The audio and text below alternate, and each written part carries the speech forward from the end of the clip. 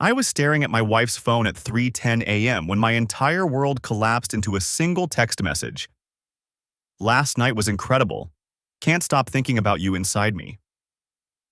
The phone had buzzed on the nightstand, her nightstand, while Emily slept peacefully beside me, her chest rising and falling with the kind of deep, innocent breathing that made me feel like a monster for looking. But I'd already seen the preview on the lock screen. A name I didn't recognize. Tyler K. My hands were shaking so badly I nearly dropped the phone. We'd been married for 11 years. 11 years of building a life together in our modest 3-bedroom house in Columbus, Ohio. 11 years of inside jokes, shared dreams, and a beautiful 8-year-old daughter named Sophie who was sleeping down the hall, completely unaware that her father was currently watching his marriage disintegrate in real time. I unlocked the phone. Emily and I had always known each other's passcodes, one of those trust things that marriage counselors supposedly loved. The irony wasn't lost on me. The messages loaded, and my stomach dropped through the floor. The conversation went back 3 months. 3 months of explicit messages, plans to meet up, discussions about hotel rooms and when your husband is traveling. 3 months of my wife describing in graphic detail what she wanted this Tyler person to do to her. 3 months of lies while I'd been busting my rear end at the accounting firm, working extra hours to save for the beach vacation Emily had been begging for. I scrolled further back. Photos. Not fully explicit, thank God. I don't think I could have handled that. But suggestive enough. Emily in lingerie I'd never seen before. Emily with that particular smile she used to give me when we were dating. My chest felt tight. I couldn't breathe properly. The bedroom suddenly felt like it was closing in on me, the familiar cream-colored walls now prison bars. I looked at my wife. Really looked at her. She was 34, same as me. Still beautiful, with those auburn curls spread across the pillow, her face relaxed in sleep. She'd told me yesterday morning that she loved me. She'd kissed me goodbye when I left for work. She'd helped Sophie with her homework while I made dinner, and we'd watched 2 episodes of that crime show we both liked before bed. Normal. Everything had seemed so completely, utterly normal. I took screenshots. My hands moved on autopilot while my brain struggled to process what I was seeing. Every message, every photo. I sent them all to myself via email, then immediately deleted the sent messages and the email from her trash folder. 11 years of marriage had taught me her habits. She never checked her sent folder. The phone buzzed again in my hand. Another message from Tyler K. You awake? Missing you already. It was 2:51 a.m. I stared at those words, my mind racing. Already? As in, she'd been with him tonight? I'd gone to bed at 11. Emily had said she was going to stay up and finish some work. She was a freelance graphic designer, often kept odd hours. I'd kissed her goodnight and fallen asleep. Had she left? Had he been here, in our house, while Sophie slept upstairs? No. I would have heard something. Our house wasn't that big. I checked the earlier messages with trembling fingers, scrolling back through tonight's conversation. There it was. 10:15 p.m. Leaving now, he's asleep. And Tyler's response? I'm in the parking lot. The parking lot. The grocery store parking lot 3 blocks away. I felt bile rise in my throat. She'd left our house at 10:15. I'd fallen asleep around 10:45, maybe 11. She'd crawled back into bed sometime after that, and I'd never even noticed. Never felt the mattress shift, never sensed anything wrong. How many times had this happened? I placed the phone back on her nightstand, exactly as I'd found it, and slid out of bed as quietly as possible. My heart was hammering so hard I was sure it would wake her, but Emily didn't stir. I grabbed my own phone from my side of the bed and walked out of the bedroom on autopilot, my bare feet silent on the hardwood floor. The house was dark, except for Sophie's nightlight, casting a soft glow from under her door. I paused there for a moment, listening to my daughter's quiet breathing through the crack in the door. She had Emily's curls and my green eyes. She loved dinosaurs and hated broccoli and wanted to be a veterinarian when she grew up. What was this going to do to her? I made it to the kitchen before the shaking got so bad I had to sit down. I slumped into one of our dining chairs, the set we'd bought together at that furniture outlet, the one where we'd argued playfully about whether to get oak or cherry finish. Emily had won. She usually did. My phone was still clutched in my hand. I opened my email and stared at the screenshots I'd sent myself. Proof. Evidence. Confirmation that I wasn't crazy, wasn't imagining things, wasn't overreacting. 3 months. 90 days of betrayal. How had I missed it? I thought back over the past few months, searching for signs I should have seen. Had Emily been distant? Different? I ran through our recent conversations, our routines, our intimate moments. Everything seemed normal. Maybe she'd been on her phone more than usual, but she was always on her phone for work. Maybe she'd been going to the gym more often, but I'd encouraged that. Thought it was great she was prioritizing her health. God, I was an idiot. The coffee tasted like ash in my mouth, but I kept drinking it anyway. 3:47 a.m. I'd been sitting at this table for almost an hour, my laptop open in front of me, Emily's phone back upstairs charging exactly where I'd found it. I wasn't thinking about confrontation anymore. That would come, but not yet. Not until I understood the full scope of what I was dealing with. The screenshots were already backed up in 3 different cloud accounts under email addresses Emily didn't know existed. I'd learned that trick from a client whose ex-wife had tried to delete evidence during their divorce. The irony wasn't lost on me. I opened a new browser window and started searching. Emily Bradford Graphic Design brought up her professional website, her LinkedIn profile, her Instagram account that she posted to religiously. Smiling photos of our family. Sophie at the zoo. The 3 of us at Cedar Point last summer. Our anniversary dinner in March. 3 months ago. Right when the messages with Tyler started. I scrolled through her Instagram feed with new eyes. Every photo now felt like a lie wrapped in a filter.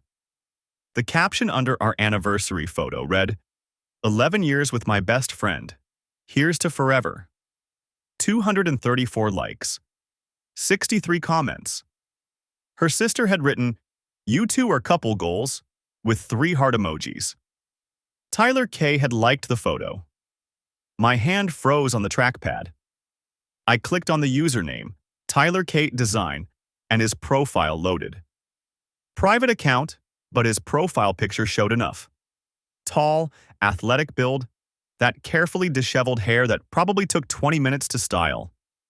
His bio read, Senior Creative Director, Columbus, Coffee Enthusiast.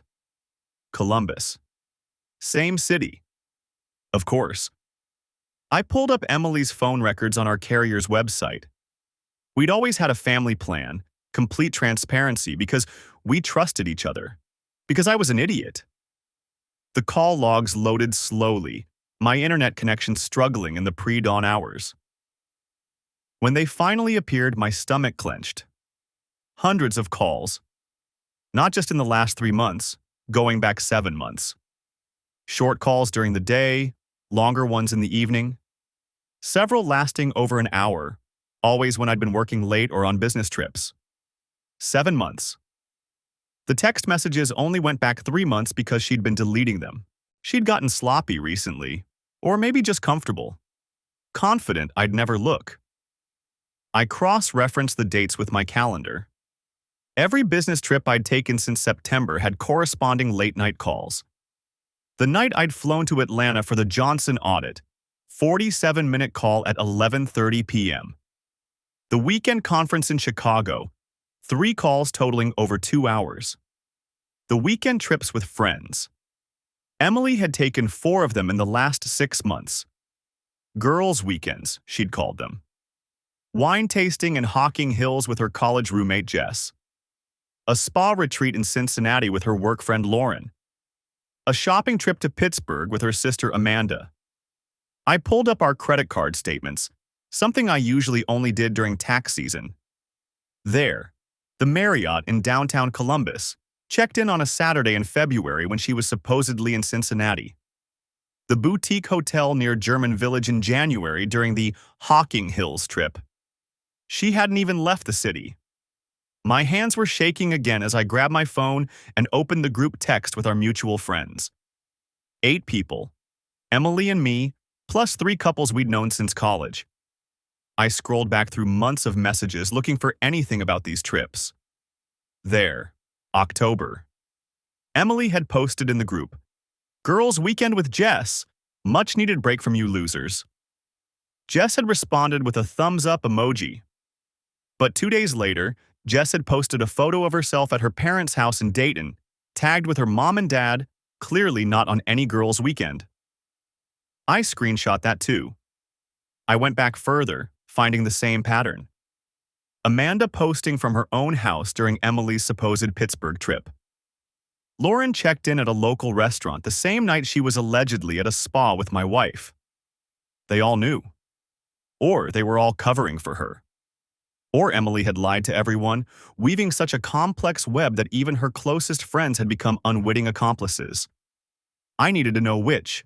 The kitchen was getting lighter, that gray pre-dawn glow filtering through the windows. 5:23 a.m. Emily's alarm would go off in an hour and a half. Sophie would wake up around 7, bouncing into our room asking for pancakes like she did every Saturday. Saturday. Today was Saturday. Emily didn't have any work scheduled. We were supposed to take Sophie to the Children's Museum, then dinner at her favorite pizza place. Normal family weekend. Quality time. I couldn't do it. Couldn't sit across from her at dinner, watching her smile at our daughter, knowing what I knew. Couldn't pretend for one more second that our life was real. But I also couldn't blow everything up without a plan. I opened a new document and started typing.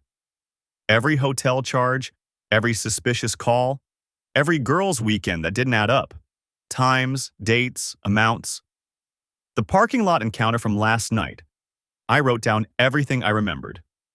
Her leaving at 10:15 p.m., returning at 11:43 p.m. The way she'd slipped back into bed, her hair smelling different, like cologne that wasn't mine. How many times had I slept through her leaving? How many nights had I been alone in our bed while she was with him? The document grew to 3 pages, then 4. A timeline of betrayal, meticulously detailed. The accountant in me couldn't help but organize it, categorize it, make it make sense even though nothing made sense anymore. My phone buzzed. A text from my brother James. "You up? Can't sleep. New baby has me on vampire schedule." James. His wife had given birth 3 weeks ago to their first child. I'd been so happy for them, so excited for Sophie to have a cousin.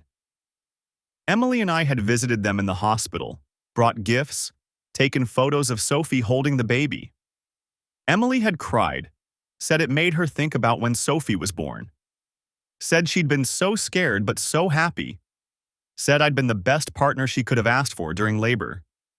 Had any of it been real? I typed back, "Yeah, awake. Congrats again on baby Claire." 3 dots appeared, disappeared, appeared again. "Thanks, man. Parenthood is wild. You and Em are pros, though. Any sage advice for a rookie?" My throat tightened.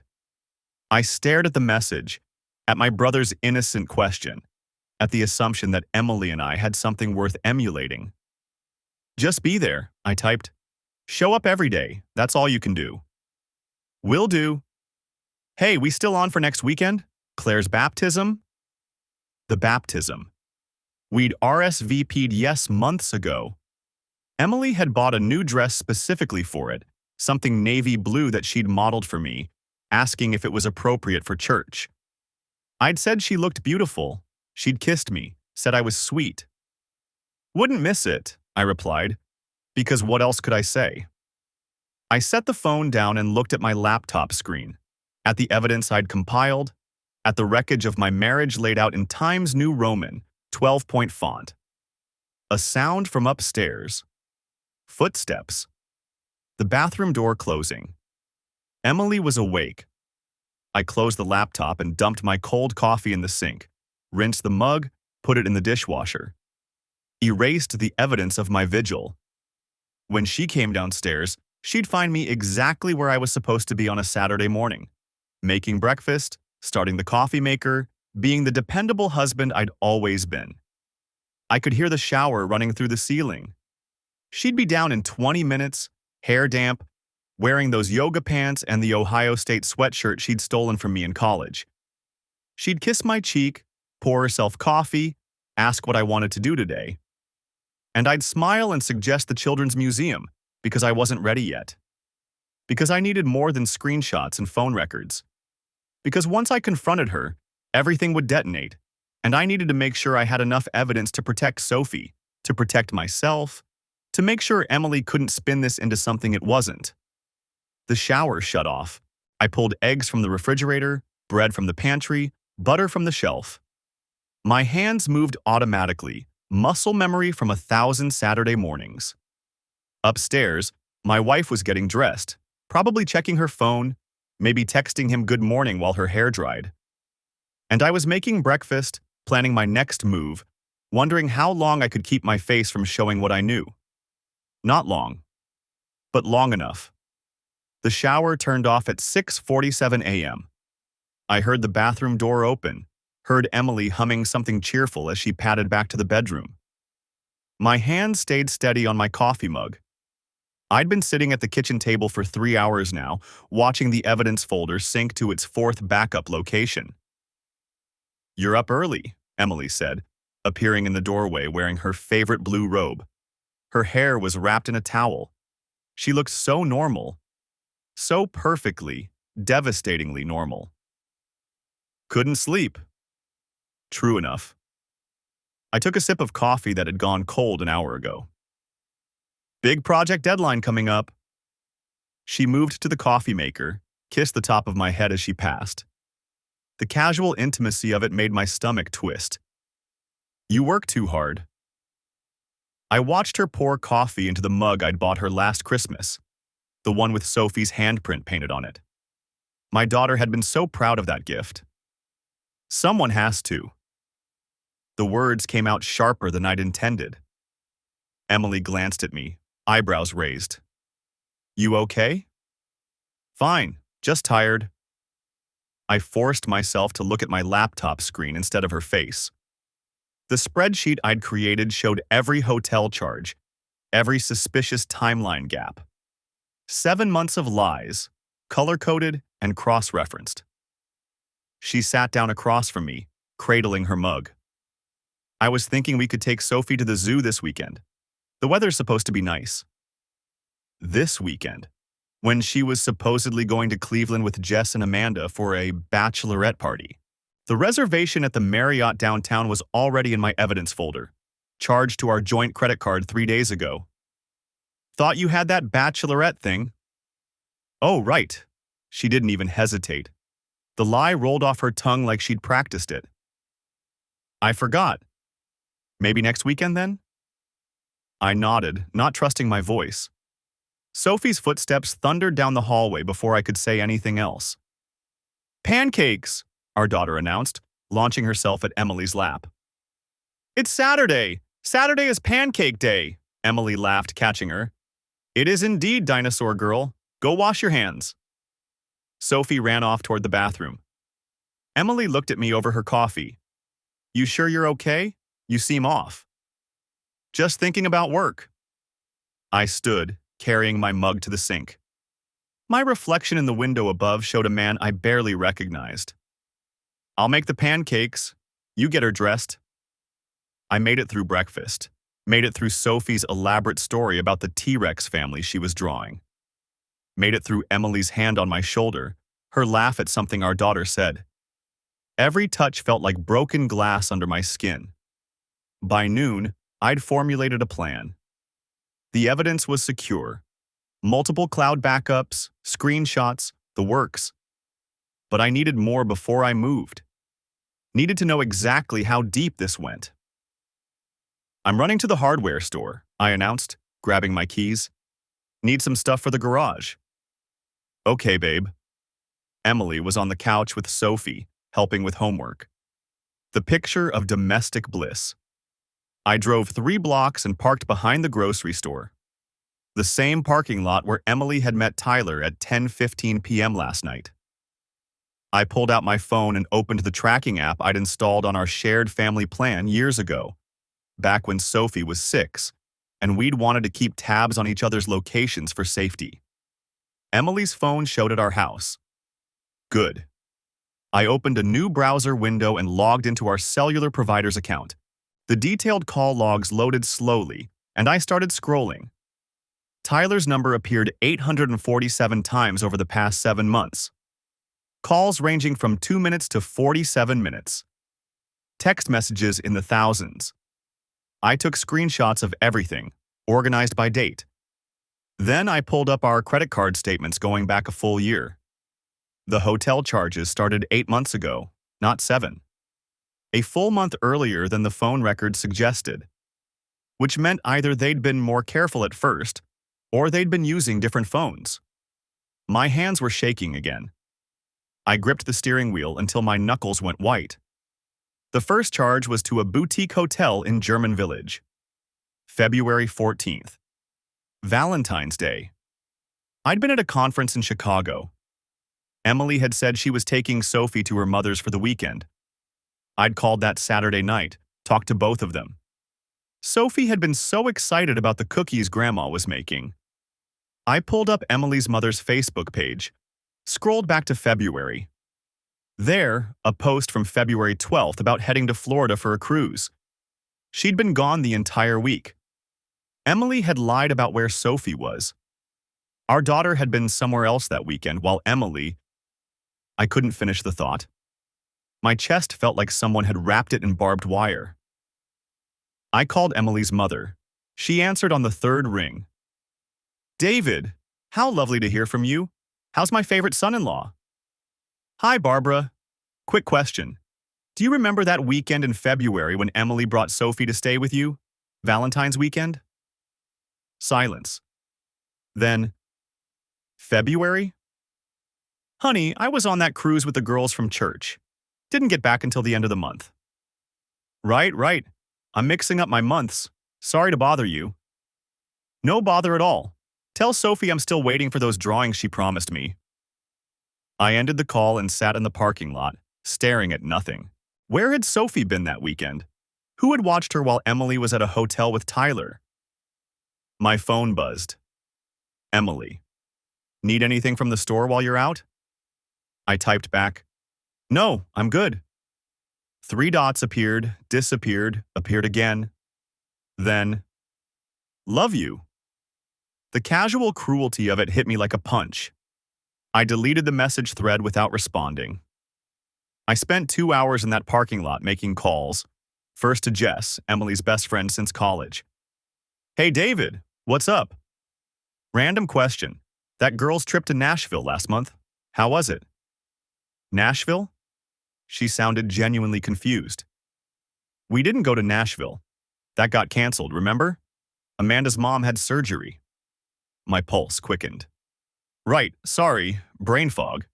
What did you guys end up doing instead? Nothing. We rescheduled for next month. Why? Just trying to remember the dates. Emily's been so busy lately I can't keep track of her schedule. Jess laughed. Tell me about it. I barely see her anymore. She's always working on some project. We chatted for another minute before I hung up. My evidence folder grew by another page. Nashville trip. April 15th to 17. Hotel charges to the Westin downtown Columbus. Emily had left Friday afternoon, come back Sunday evening with stories about honky-tonks and hot chicken. She'd even brought back a souvenir mug. I called Amanda next. Same story. The trip had been canceled. She seemed surprised I didn't know. Lauren, the 3rd friend, confirmed it. No Nashville trip, no girls' weekend. Amanda's mother had needed surgery, and they'd all postponed. 3 friends, 3 consistent stories. None of them matching what Emily had told me. I sat there as the afternoon sun heated up my car, compiling a new spreadsheet. Every girls' trip cross-referenced with friend availability and social media posts. The pattern was devastating. 4 trips in 6 months, not one of them real. 4 weekends where Emily had told me elaborate lies, packed bags, kissed Sophie goodbye, and driven to hotels 20 minutes away to spend the night with Tyler. My phone buzzed again. Emily. Sophie wants to know if you can help with her science project when you get home. I looked at the message for a long time. Thought about my daughter, innocent and trusting. Thought about the zoo trip Emily had suggested for next weekend. The weekend she was actually planning to be at the Marriott with her lover. I started the car and drove to a different part of town. The law offices of Patterson and Williams occupied the 3rd floor of a modern building near the courthouse. I'd looked them up during my sleepless night. They specialized in family law and had a reputation for aggressive representation. The receptionist looked up as I entered. "Do you have an appointment?" "No, but I need to speak with someone about a divorce. Today, if possible." She studied my face. Whatever she saw there made her pick up the phone. "Let me see if anyone's available." The attorney's office smelled like leather and old books. Patricia Brennan sat across from me, late 50s, gray hair pulled back in a no-nonsense bun, reading glasses perched on her nose as she scrolled through the tablet I'd handed her. My phone. My evidence. 3 months of my wife's betrayal reduced to digital files. "Mr. Coleman," she said finally, setting the tablet down. "I've reviewed what you've sent over. The documentation is thorough." I'd barely slept. Maybe an hour after I left the house at 6 a.m., parked at a coffee shop until her office opened at 8. Emily's side of the bed had been empty when I'd checked at 5:30. She'd come home sometime after I'd left our bedroom, probably slipped in quietly, assuming I was asleep like always. "What happens now?" My voice sounded hollow. Patricia folded her hands on her desk. "Ohio is a no-fault divorce state, which means the affair itself won't impact the dissolution of marriage. However, it can influence other aspects, asset division, custody arrangements, especially if marital funds were used to facilitate the relationship." I thought of the hotel charges, the restaurants. They were. Then we document everything. Bank statements, credit card records, receipts. Every dollar she spent on this relationship is a dollar that came from marital assets. She pulled out a legal pad. "Walk me through your financial situation. Joint accounts, separate, real estate." The next hour was a clinical dissection of the life Emily and I had built. The house, $287,000, purchased 6 years ago, roughly $140,000 remaining on the mortgage. Joint checking and savings. My 401k from the firm. Emily's smaller retirement account. Sophie's college fund we'd been feeding since she was born. "Your daughter," Patricia said. "Sophie, correct? 8 years old?" "Yes." "You'll want primary custody." It wasn't a question. "Absolutely." The affair won't automatically disqualify her as a parent, but the pattern of deception, the lying about your daughter's whereabouts, that matters. Judges care about stability and truthfulness. She made notes. "You said she told you Sophie was with her mother on Valentine's weekend, but the grandmother was actually on a cruise?" "Yes." "I still don't know where Sophie actually was." Patricia's expression hardened. "We need to find out." "That's not just infidelity, Mr. Coleman. That's potential negligence regarding your child's welfare." My stomach twisted. I'd been so focused on Emily's betrayal, on Tyler K. and the hotel rooms and the lies, that I hadn't fully processed what it meant that I didn't know where my daughter had been for an entire weekend. "I'll ask her friends again," I said. "Her mother. Someone has to know. Do that today. And Mr. Coleman." She leaned forward. "Don't confront your wife yet. I know that's difficult, but the element of surprise is valuable. If she doesn't know you're aware, she won't start hiding assets or coaching witnesses." I thought about Emily sleeping in our bed right now, probably exhausted from her late-night parking lot rendezvous with Tyler, coming home to her family like nothing had happened, making breakfast for Sophie in a few hours, asking about her day, playing the devoted mother.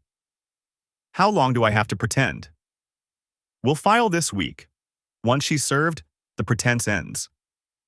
Patricia's voice softened slightly. I know this is agonizing, but strategic patience now protects you and your daughter later.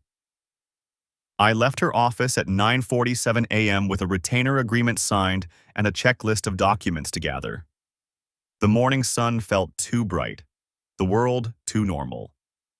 People walked past on the sidewalk with coffee cups and briefcases, living ordinary Tuesday mornings while mine had split into before and after. My phone buzzed. Emily. Morning. You left early. Everything okay? I stared at the message, the casual intimacy of it, the performance. Early meeting. Didn't want to wake you. 3 dots appeared, disappeared, appeared again. Want me to save you some coffee? Made your favorite. My favorite. French roast with cinnamon, the way I'd drunk it since college, the way she'd made it for me 11 years. The small kindnesses that made up a marriage, now revealed as set dressing for a lie. I'm good. Grabbed some out. I sat in my car in the parking garage and pulled up my brother's number. James answered on the second ring, his voice hushed. Hey, you okay? It's early for you to call. Is Katie awake? His wife, perpetually sleep-deprived with their 2-month-old. Napping with the baby. What's wrong? I told him. Not everything. I couldn't get through everything, but enough. The phone, the messages, Tyler K., the hotels and the lies and the attorney I'd just left. James was quiet for a long moment. Jesus, David, I'm so sorry. I need a favor. Anything.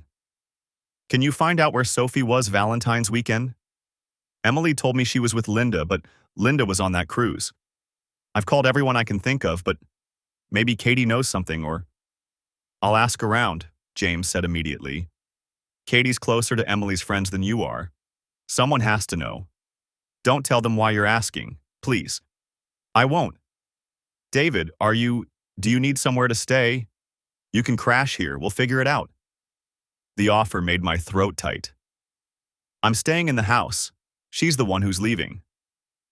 After we hung up, I drove. Not home. I couldn't face that yet. I ended up at Sophie's school, parked across the street, watching the playground. Recess had just started. I spotted her almost immediately, her auburn curls bouncing as she ran with 2 other girls, laughing at something. She looked so happy, so completely unaware that her entire world was about to detonate. My phone rang. Unknown number. David Coleman? Speaking. This is Jess Hartley.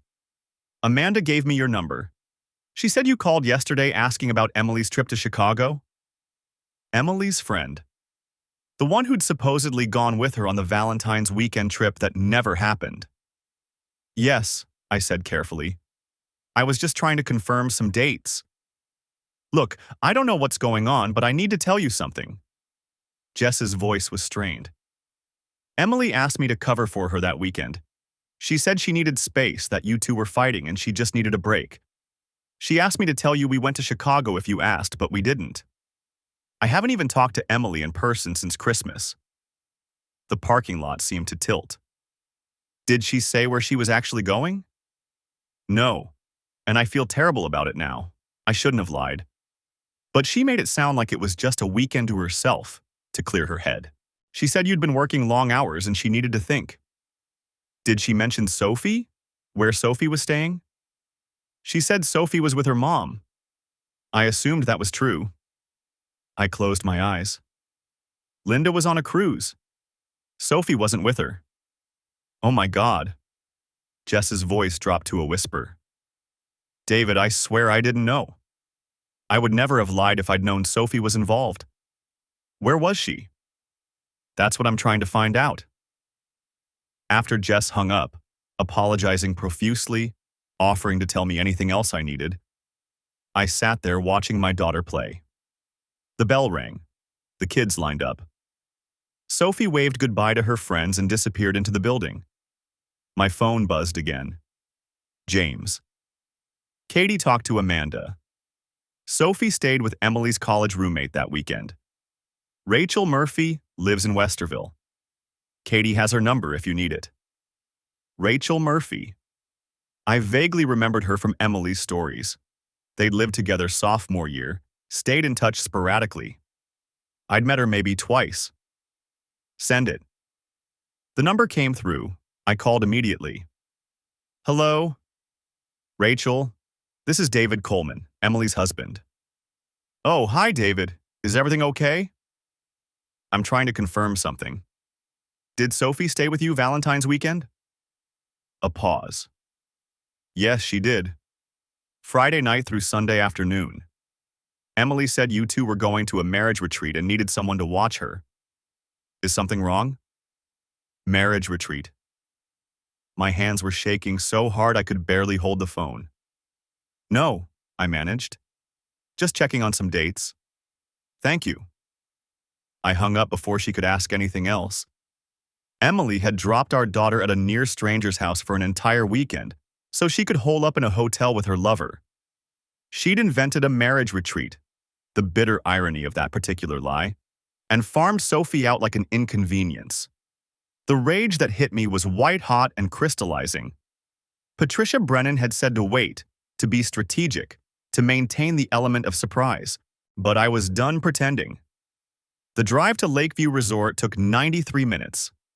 I'd left at 5:47 a.m. Friday morning, telling Sophie I had an early meeting in Cleveland.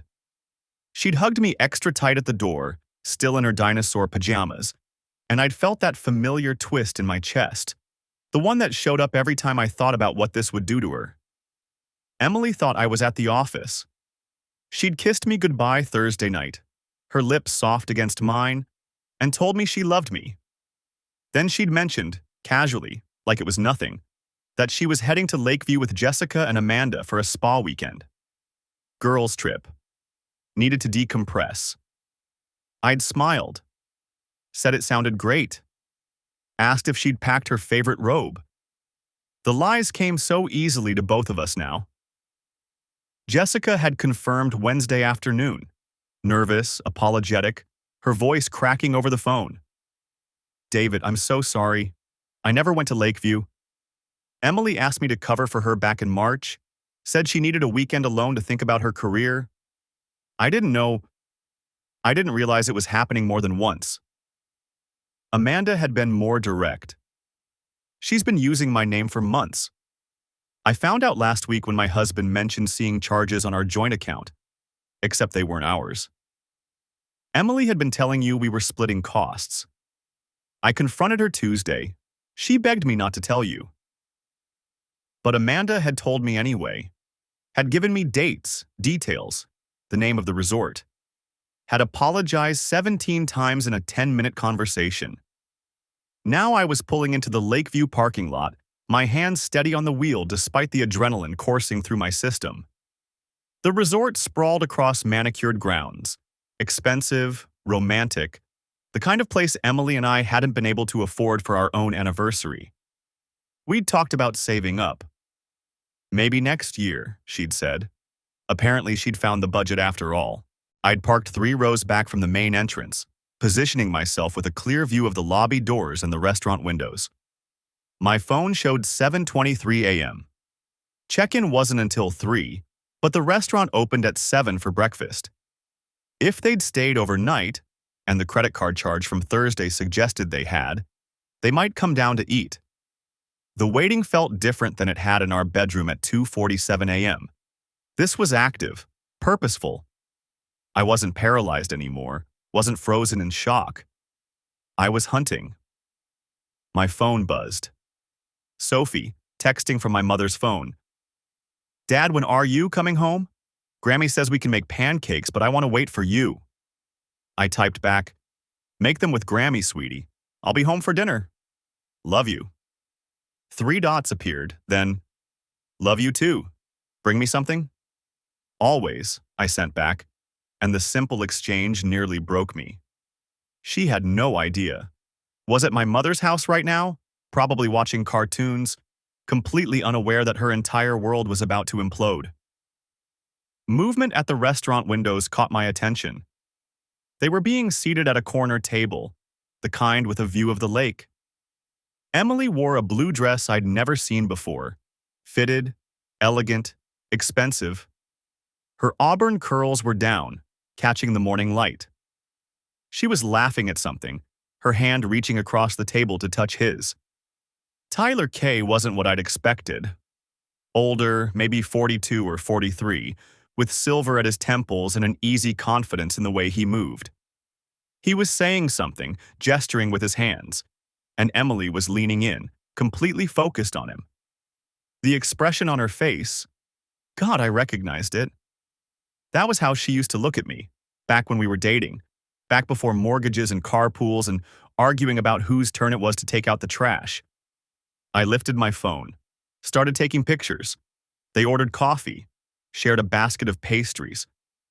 His hand covered hers on the table, and she didn't pull away. When the server came by, Emily said something that made the young woman laugh, and I felt bile rise in my throat because that was my wife. Charming, warm, making everyone around her feel special. Just not me. Not anymore.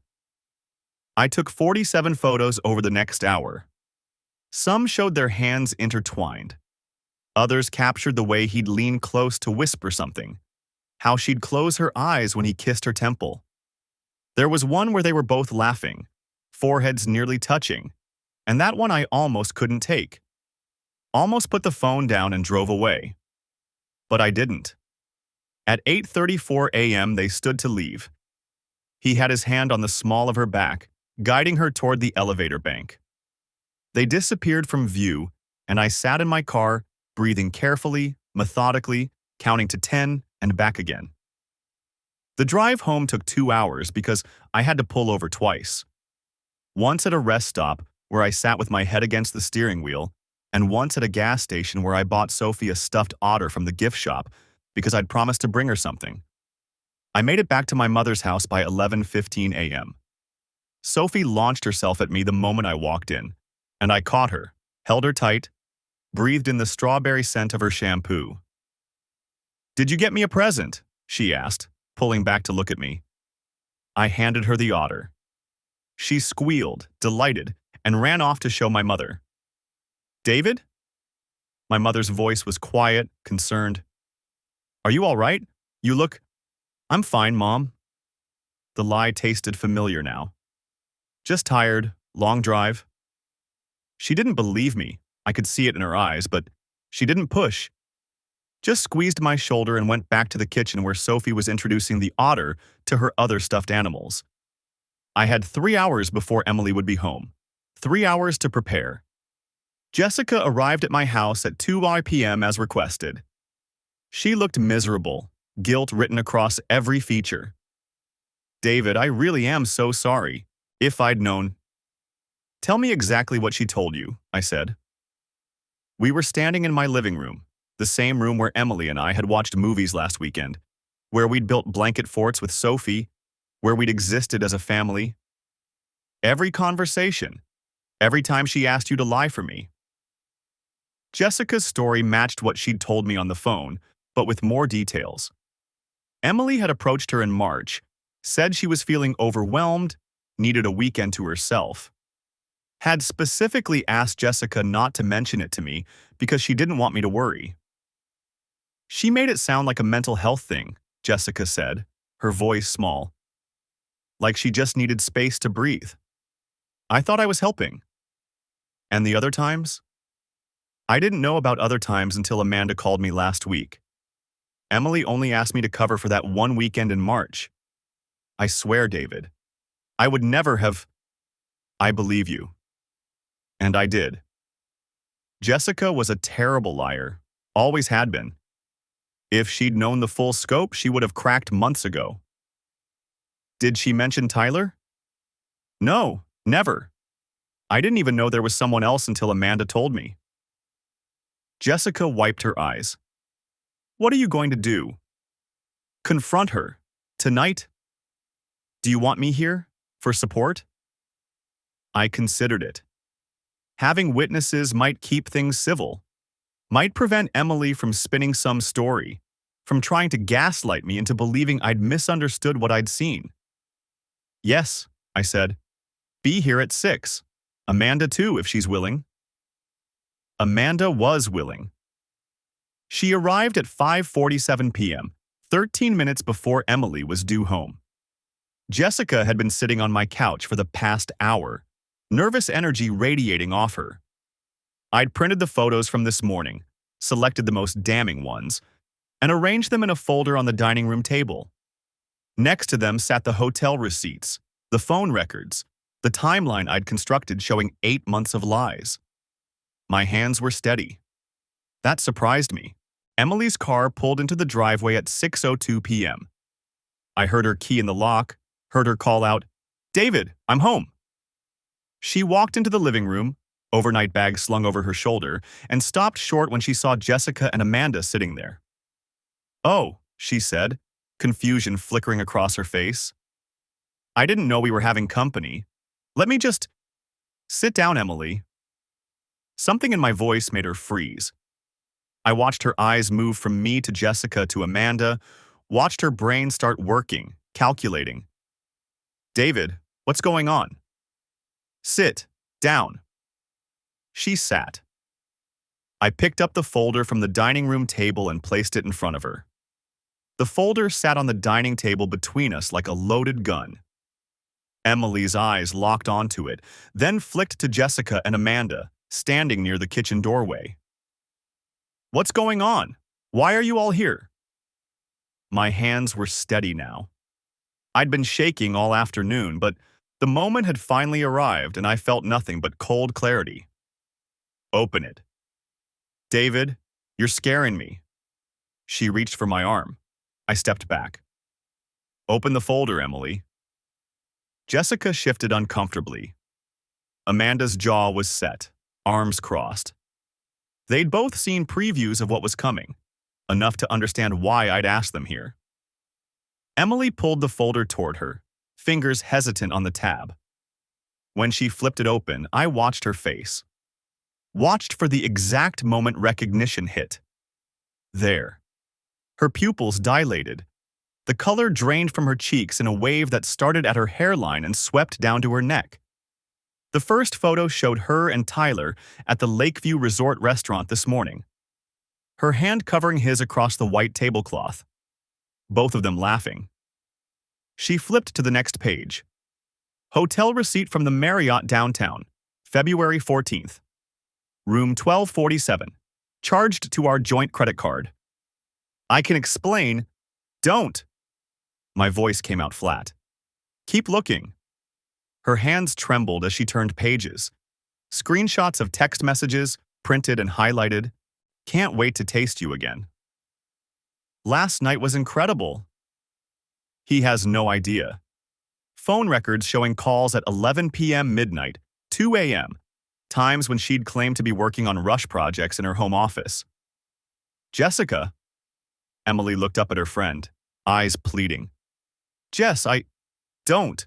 Jessica's voice cracked. You told me you were with Amanda in Cleveland. You used me as an alibi for months. And you told me she was with Jessica, Amanda added quietly. We compared notes, Em. We know. Emily's face crumpled. She turned back to me, tears streaming now. David, please, I made a mistake. It didn't mean anything. Stop talking. I pulled out my phone, pulled up the calendar I'd reconstructed. September 23rd through 25th. Girls' weekend in Cleveland, you said. Jessica was home with the flu. I have her Instagram posts from that weekend. She was on her couch binge-watching shows. I scrolled.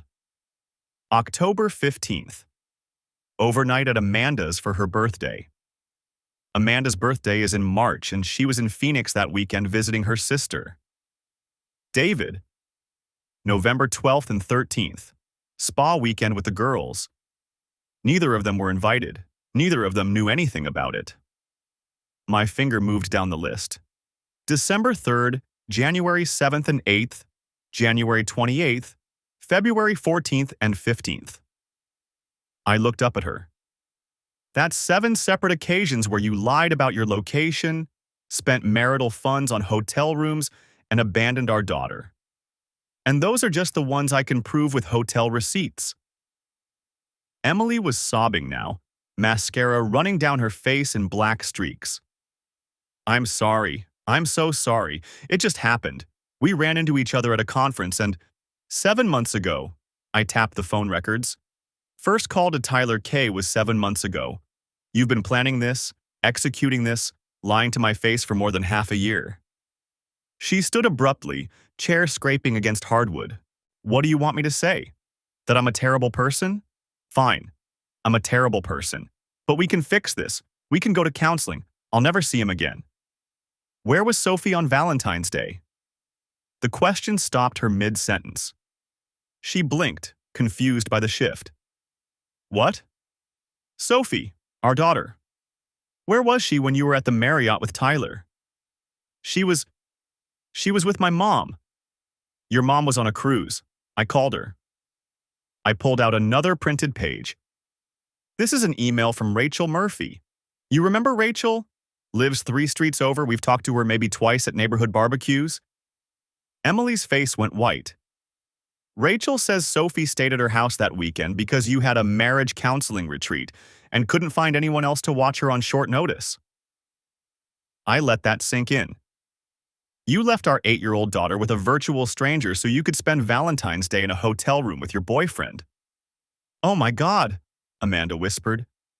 Jessica had her hand over her mouth. That's not… I didn't… Rachel's nice. Sophie was fine. You told me Sophie was with your mother. My voice rose for the first time. You told Rachel we were at marriage counseling. You told our daughter God knows what. And you dumped her with someone we barely know because everyone else would have asked too many questions. Emily reached for me again. I stepped back so fast I hit the wall. Don't touch me. Don't ever touch me again. David, please, I love you. I love Sophie. I made a horrible mistake, but we can work through this. No. The word came out hard and final. We're done. I've already filed. The room went silent except for Emily's ragged breathing.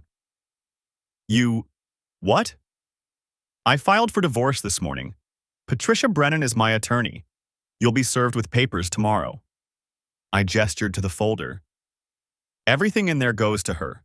The photos, the receipts, the phone records, the emails, the fact that you endangered our daughter's welfare to facilitate your affair. You can't do this. I already did. I pulled my phone out again, opened my banking app, turned it toward her.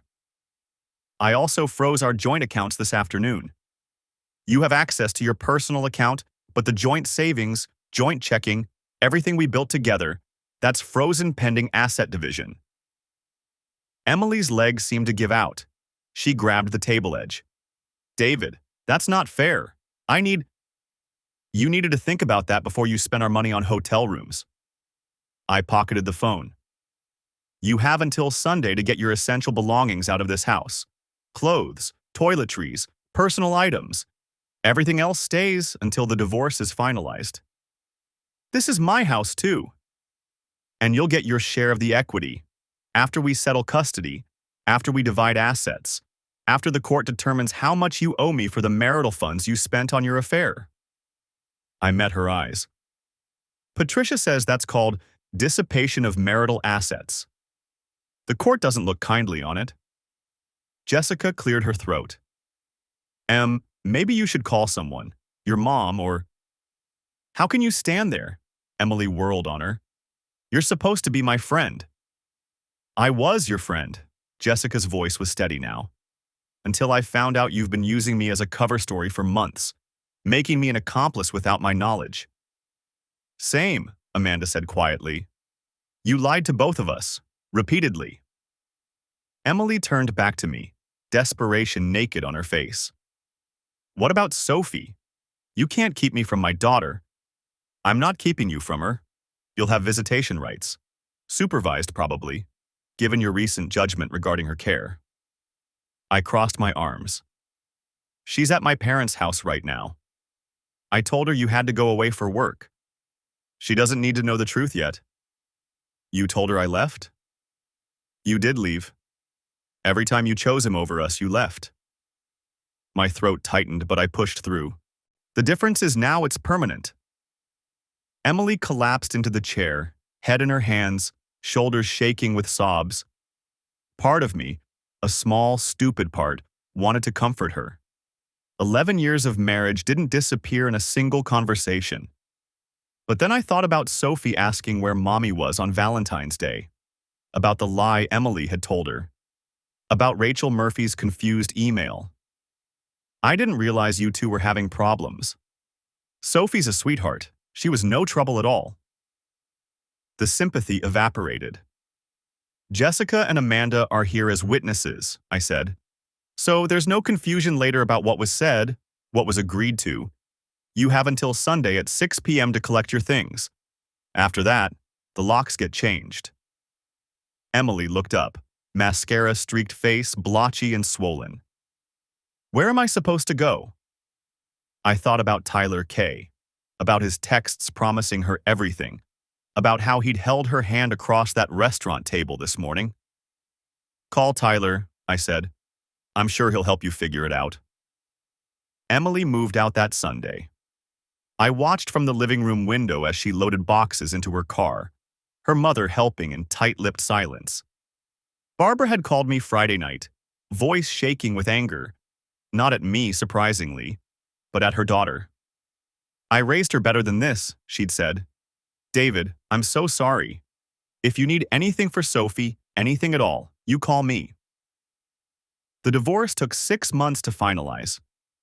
Patricia was right about the dissipation of marital assets. The judge wasn't pleased that Emily had spent nearly $8,000 of our money on hotel rooms and dinners with Tyler. I got the house, primary custody of Sophie, and 63% of our savings. Emily got visitation every other weekend and Wednesday evenings, once the court-appointed psychologist determined Sophie was ready. Tyler K. didn't last. According to Amanda, who heard it from someone who knew someone, he ended things 2 months after Emily moved into her apartment. Apparently, the reality of a divorced woman with a child didn't match the fantasy of sneaking around. Emily's currently dating someone she met on an app, but I don't ask for details and Sophie doesn't volunteer them. Sophie handled it better than I expected, though better is relative. She cried for 3 weeks straight when I finally told her Mommy and Daddy weren't going to be married anymore. She asked if it was her fault. That question nearly destroyed me. Her grades slipped for a while. She started seeing a child therapist, a kind woman named Dr. Patel who specialized in children of divorce. But kids are resilient in ways adults aren't. By month 4, Sophie was sleeping through the night again. By month 6, she'd stopped asking when Mommy was coming home. She has her own room at Emily's apartment now, decorated with dinosaur posters she picked out herself.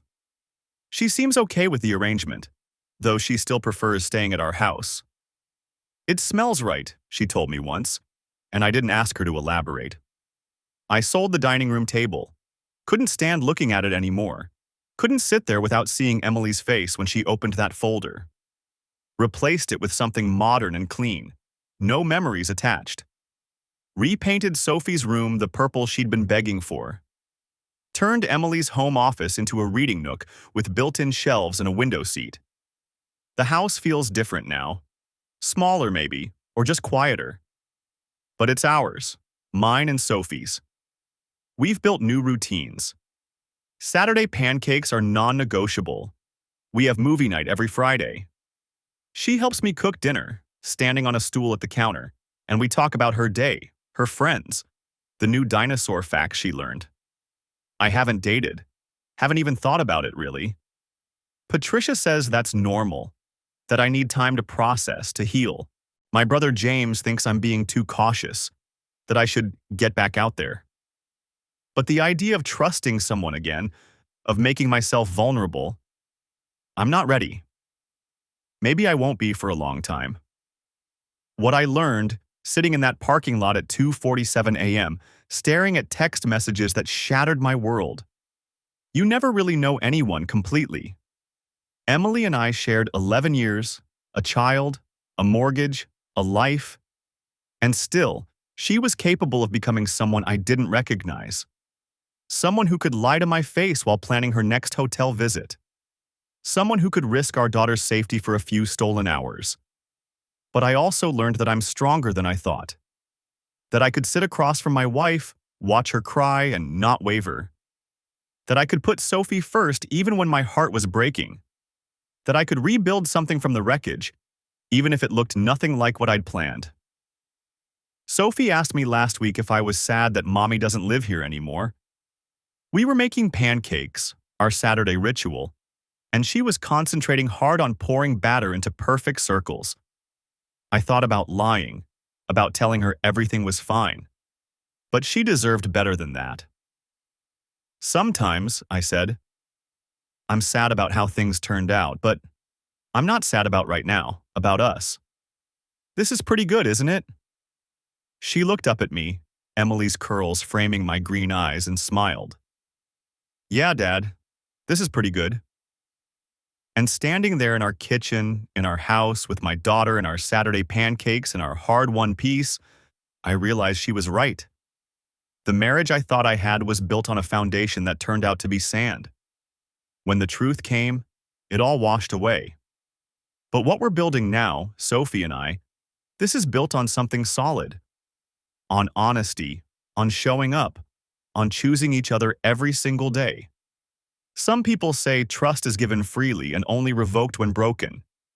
I used to believe that. Now I know better. Trust isn't a gift. It's earned, minute by minute, choice by choice, truth by truth. Emily stopped earning it 7 months before I found out, maybe longer. And once it was gone, there was nothing left to save. The screenshot that shattered everything also freed me. Freed Sophie. Freed us both from a life built on lies. I don't know what comes next. Maybe someday I'll be ready to trust someone new. Maybe I'll stay single and focus on raising my daughter.